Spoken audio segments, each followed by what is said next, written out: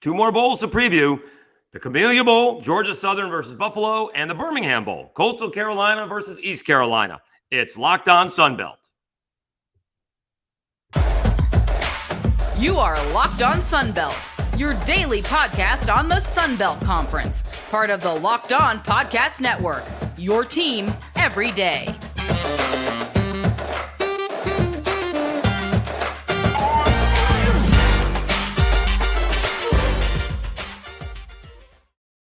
Welcome to another edition of Locked On Sunbelt. I'm your host, Dave Schultz. I host afternoons in Mobile, Alabama, covering the South Alabama Jaguars on Sports Radio 105.5 WNSP. And prior to that, hosting mornings on 103.7 The Game in Lafayette, Louisiana, covering the Louisiana Ragin' Cajuns. We'll preview two bowl games and one a little interesting. Well, actually, both of them are very interesting. Today's episode of Locked On Sunbelt is brought to you by BetOnline. BetOnline has you covered this season with more props, odds, and lines than ever before. BetOnline, where the game starts. All right, so we'll do these in order as both the Camellia Bowl and Birmingham Bowl are being played on Tuesday, December 27th. We tried to get all these bowl games out before bowl season starts, which is actually today, right? You get the Bahama Bowl, and then Troy is playing in Orlando on Friday as well.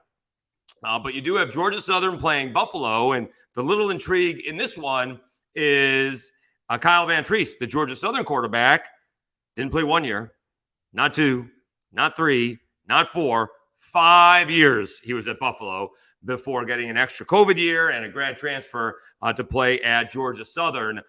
And Georgia Southern was having a pretty good season this year until they ran into South Alabama, and they took a little bit of time to recover. They were one of those three teams, along with, who was it? Marshall beating Notre Dame and App State beating A&M on all the same day. Georgia Southern beat Nebraska 45-42. Kyle Vantrease with a QB sneak, the difference, or a QB draw, that was the difference in that ball game. They lost to UAB, which is no great shame, and then they beat Ball State. Then they lose a couple of close ball games. I mean, they win 3 out of their first 4. Then they lose to Coastal Carolina on a leaping touchdown. All right, that doesn't happen very often, but 34-30 at Coastal. Lost to Georgia State 41-33. Comeback and a really big ball game against James Madison. James Madison was ranked 25th, first time JMU had ever been ranked in the top 25. And JMU, top offense and top defense in the Sun Belt at the time. And Georgia Southern beat them 45-38. They were rolling after a 28-23 victory over Old Dominion, and they had South Alabama where they wanted them.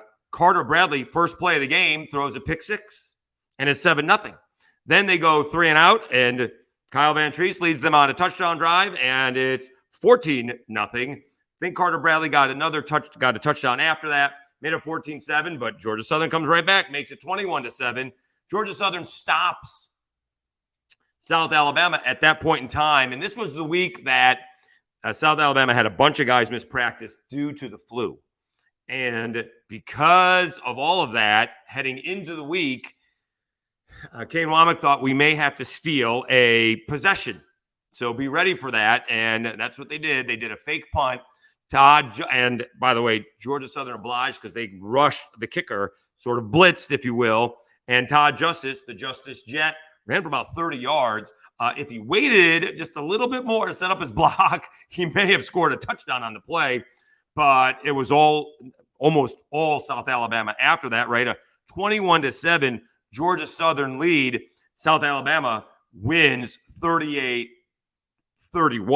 So that's a 31-10 run to end the ball game.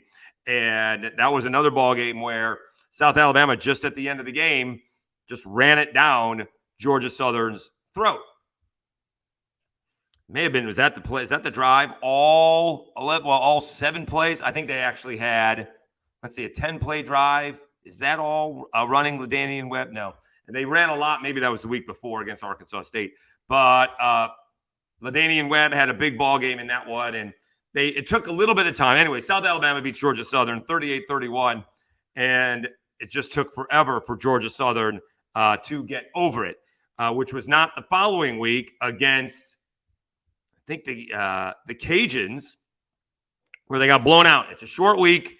They never really recovered. Cajuns jumped out to a 7-0 lead, scored 20 in the second, and go on to a 36-17 victory. And all of a sudden, Georgia Southern's lost a couple of ball games in a row, and then they couldn't get off the mat against Marshall, a really tough, this was a home game, actually, a really tough defensive team. Marshall had the up-and-down season. They were on the upside, and Georgia Southern's high-powered offense shut out in the second half. It was 20-10 at halftime, not out of reach by any stretch of the imagination, but Marshall had only 3 points in the second half. That was all the scoring for either team. So now Georgia Southern is going to play their rival, App State, as much as I guess Georgia State thinks the rival is Georgia Southern and Georgia State. Due to playing at FCS level, it really is App State and Georgia Southern, and this was as classic a ball game as you can imagine, and I'm sure they will not forget about this in Statesboro, maybe forever. 51-48, double overtime. Georgia Southern comes away with a victory. I mean, just a crazy ball game. I think I counted like 7 at the time, 7 lead changes and 3 ties, and that's before overtime. That's before overtime. I mean, the team stats don't really matter, right? I mean, App State, 629 yards. Georgia Southern, 487 yards. Kyle Vantrease, a really impressive 389 yards, 35 for 52. Chase Bryce was only 15 of 26. The difference is App State ran for 376, and Georgia Southern only 98. The time of possession relatively even, 32-27, 32.5 to 27.5. But just a classic ball game. They rushed the field in double overtime. Clay Helton after the game, pure emotion. There's nothing better than college football. It's the absolute best.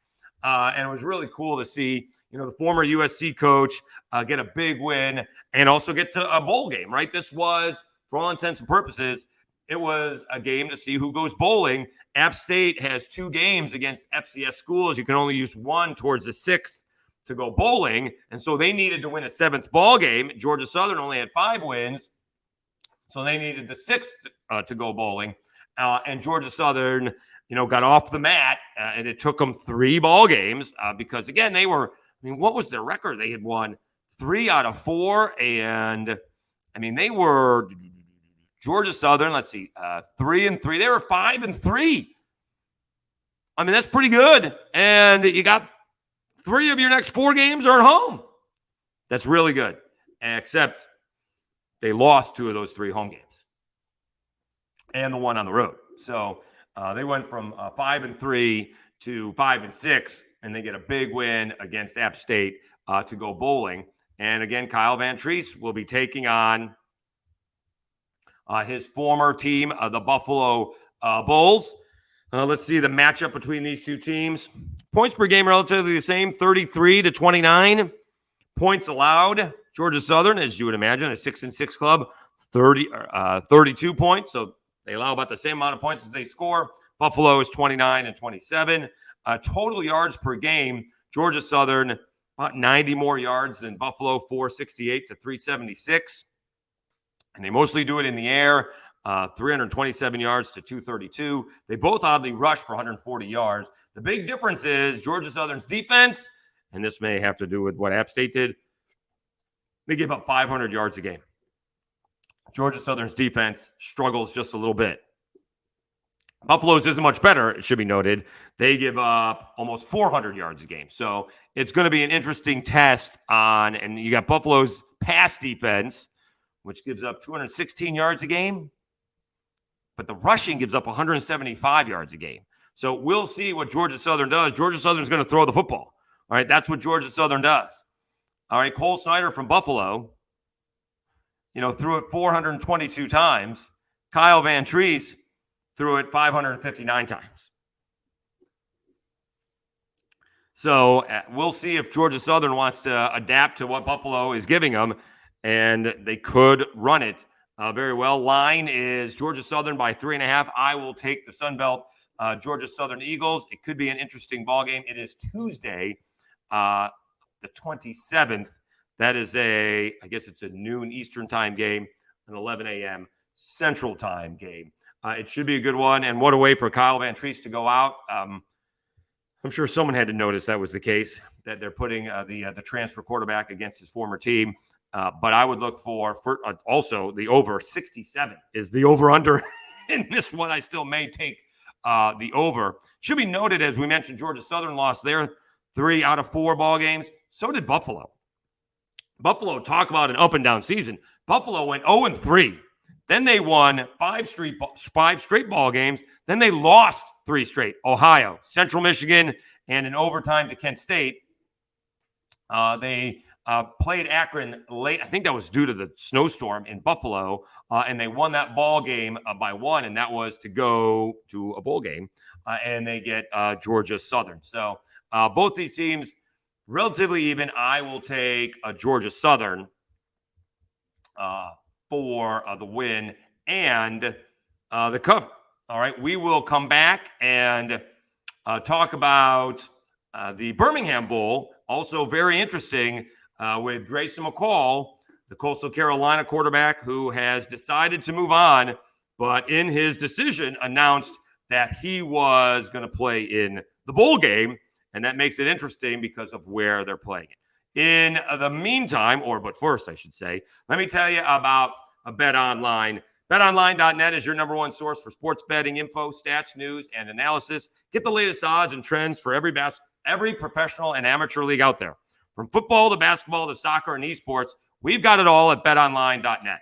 And if you love sports podcasts, you can find those too at BetOnline as well. We're always the fastest and easiest way to get your betting fix.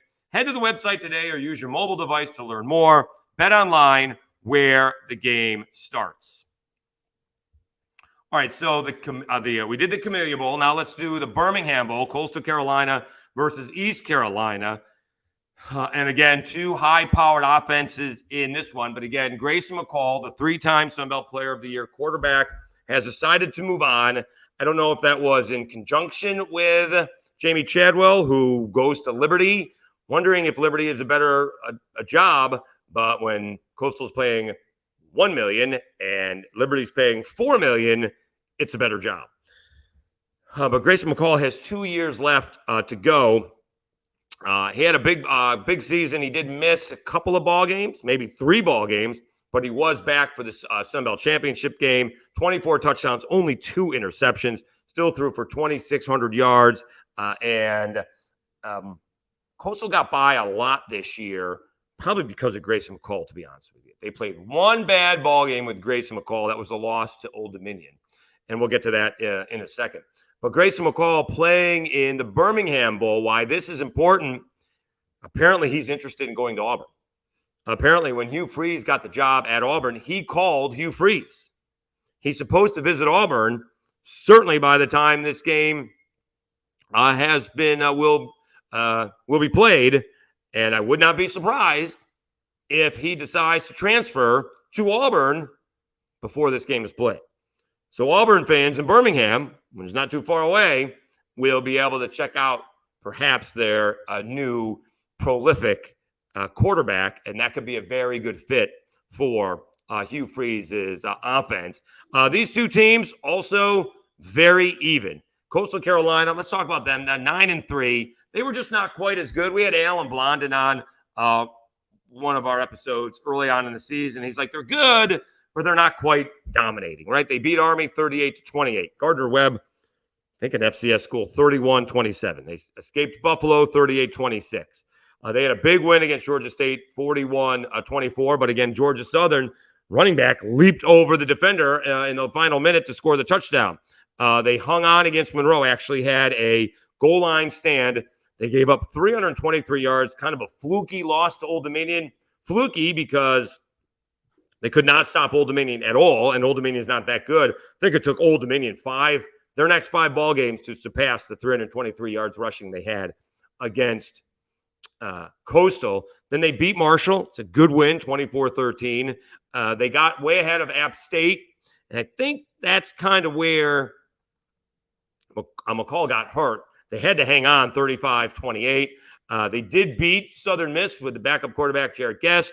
They did not play Virginia because of the tragedy in Charlottesville. And then with the backup quarterback, they got steamrolled by James Madison. And to be honest with you, it didn't feel like they were all that into it in the first half in Troy in the Sun Belt Championship ball game. It was 17-0, like midway through the first quarter. And they showed up in the second half. Give credit to Coastal for coming out with some heart in the second half, but they still lost that ball game, as it was never really a ball game.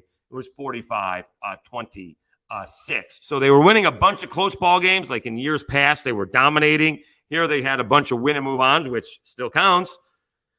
Right? If they had somehow beaten James Madison, they would have hosted the Sun Belt Championship, and who knows what happens with that. Also, Grayson McCall hadn't played in 3 weeks. Still played pretty well, although I think he did have an interception. Did he have the interception? I think he did have the interception against Troy. Again, he's only got 2 interceptions, and he did have one in that Sun Belt Championship ball game. Meanwhile, East Carolina, they put up a lot of points as well. Both teams put up about 30 points. Technically, Coastal Carolina puts up 29. East Carolina, 31. They both give up a bunch of points. Coastal, 30, and East Carolina, 27. Both over 400 yards of offense per game. They both give up 400 yards of offense per game.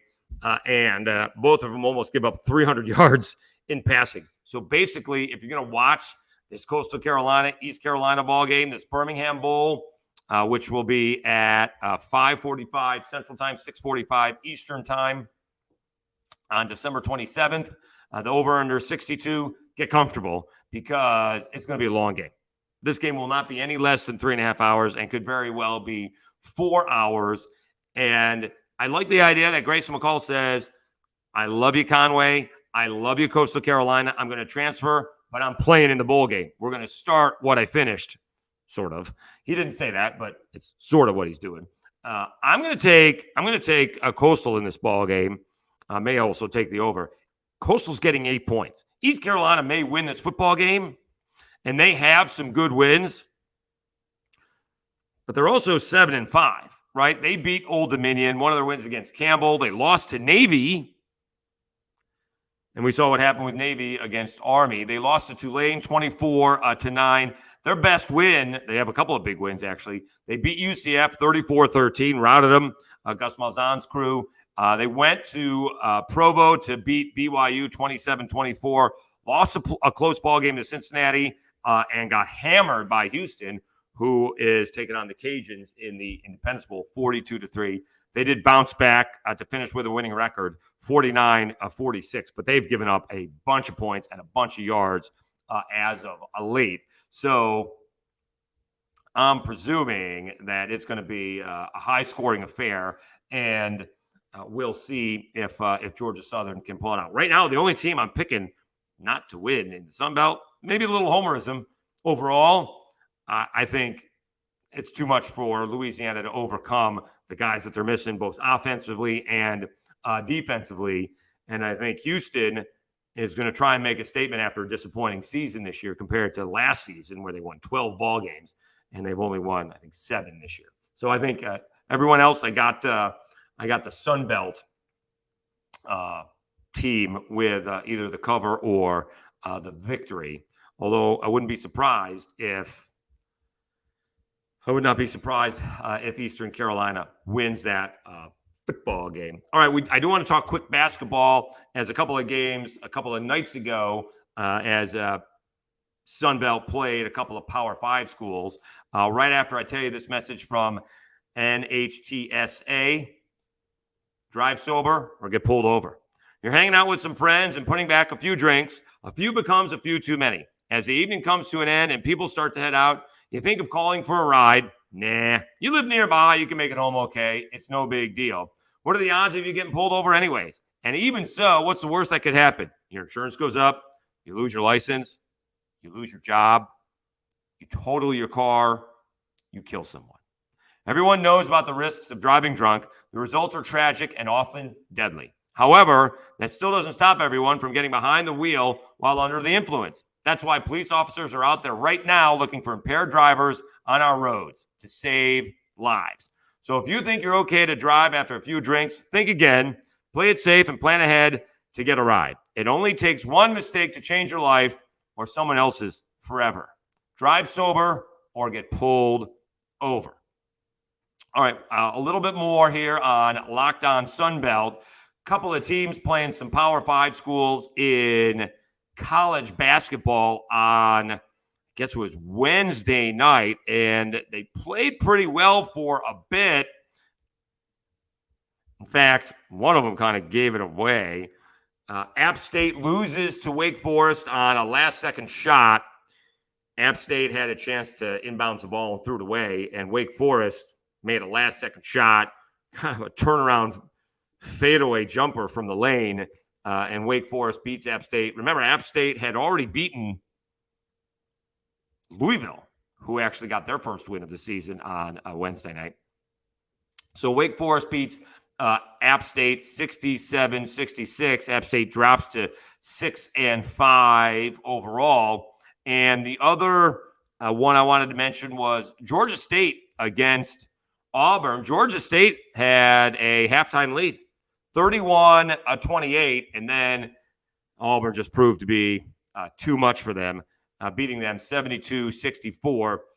Georgia State just did not shoot the ball very well at all, especially in the second half. I think they made like 9 shots in the second half. They just did not shoot the ball at all well. 38% from the floor, 30% from 3, 5 for 17. Shot free throws well, 15-20. But the game did get away from Georgia State. They made a little bit of a late run, but they couldn't stop Auburn with their press. And the Tigers escape, beating Georgia State 72-64. We have really one more week of non-conference play, and I think conference play for the Sun Belt starts the New Year's weekend, right? Yeah. So it starts the 29th and the 31st. So we got one more week of non-conference play before the Sun Belt Basketball Conference gets underway, and we'll see. I mean, we got some interesting ball games or interesting teams off to interesting starts. Southern Miss and the Cajuns, the only teams in the conference that have only lost one game each. Southern Miss is 10-1. The Cajuns are 9-1 heading into Thursday's action, whereas South Alabama is 4-6, but they've played like 5 quad 1 schools so far. It's a crazy schedule. New Mexico, Alabama, Oklahoma, and UAB. Well, that's 4. 1, 2, 3, 4 so far. Maybe someone else has 5. So that's pretty good. Now, they finally got another win. They only won a couple of ball games so far this year. Only won 4 ball games. They do get Spring Hill and then Jacksonville State at home before they head out to play on the road again against the Georgia schools. So we will see Richie Riley's guys next week in Mobile. In fact, they play Monday night, and then they moved up the game time against Jacksonville State because it's the same day as the New Orleans Bowl. They're playing like a 2 p.m. game or 1 p.m. game local time because of the New Orleans Bowl is at night. So the South Alabama was like, well, if we want anyone to go to this basketball game, we got to play it earlier. Also, maybe the basketball players want to go to the football game. So they'll be done by 5:30, hop on the road and go to the bowl game. Maybe Richie Riley wants to go as well. Depends if they win or not. Will he be in a good mood? All right, so bowl season beginning on Friday. Looking forward to it. Troy is kicking it off, and it's a good ball game. I don't know if it's in the best spot. It is Troy against UTSA, 24th ranked Trojans against the 25th ranked Roadrunners, right? They are playing in the Cure Bowl, Duluth Trading Cure Bowl. That will be 3 p.m. Eastern time and 2 p.m. Central time. And it should be a good ball game. I do have Troy winning that ball game and covering it. It is basically a pick 'em, as actually UTSA is favored by 1 point. But I'll take Troy when it's +1. I guess, you got to cover. You got to win to cover. So we will go with the Trojans. All right. Thanks again for watching and listening. I'm your host, Dave Schultz. You've been watching and listening. Locked On Sunbelt, your team every day.